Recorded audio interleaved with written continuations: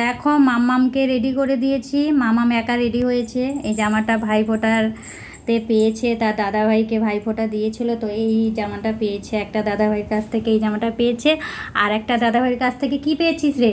হ্যাঁ, আরেকটা দাদাভাই কি দিয়েছে ভাইফোঁটাতে? পয়সা। পয়সা। কত টাকা দিয়েছে? 100 টাকা। আর আরেকটা দাদাভাই দিয়েছে এই জামাটা। তো কেমন লাগেছে তো ভাইফোঁটার গিফট মামামের?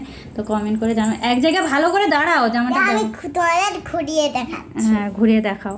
আর মামাম এখন সাজুগুজু করলো কেন জানো তো? কেন করলি এখন সাজুগুজু? কোথায় যাবি? কোথায়? হ্যাঁ, এক জায়গায় দাঁড়িয়ে বলো কোথায় যাবে তুমি এখন? এখানে বাবার সাথে কোনখানে যাব বলতে পারবো। বাবার সাথে মেলায় যাবে। মেলায় ঘুরতে। এই যে কালী মেলা হচ্ছে আমাদের এখানে, তো সেই মেলাতে যাচ্ছে এখন বাবার সাথে। দিয়ে বললো আমাকে একটু কাজল টাজল লাগিয়ে দাও, আর নিচে আইসোলার লাগিয়েছে। দেখি চোখের পাতাগুলো দেখা পিট করে। আইসোলার নিজে লাগিয়েছে, লিপস্টিক নিজে লাগিয়েছে, মুখে এই যে দেখো, এই যে দেখতে পাচ্ছ পাতাগুলো কিভাবে গোলাপি করেছে।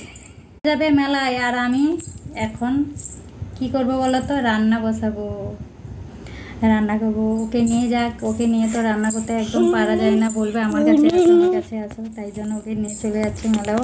তা আমি সেই ভাগে রান্নাটা চাপিয়ে দেবো। যাই, অনেক রাত হতে চললো, 8টা বাজে গেল বলতে বলতে।